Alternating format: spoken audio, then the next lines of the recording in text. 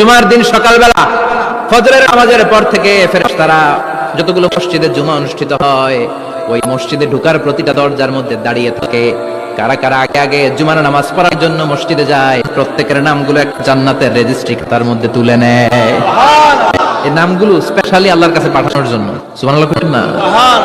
ডানে বায়ে সামনে পেছনে যতগুলো দরজা, প্রতিটা দরজায় ফেরেশতারা বসে থাকে।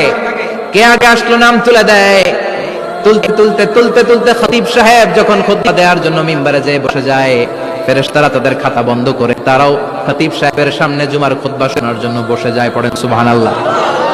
প্রথম জুমার দিন জুমার মসজিদে যে ঢুকবে, বিশ্বনবী বললেন আল্লাহর রাস্তায় একটা উট কুরবানি দিলে যে সওয়াব, এই সওয়াব আল্লাহ আমলনামায় দিয়ে দেয়। দ্বিতীয় পর্যায়ে যে ঢুকে, বিশ্বনবী বললেন বাকারা, গরু কুরবানির সওয়াব পায়। তিন নম্বরে যে ঢুকবে, বিশ্বনবী বললেন কাবসা, হাদিসের ভাষায় এসেছে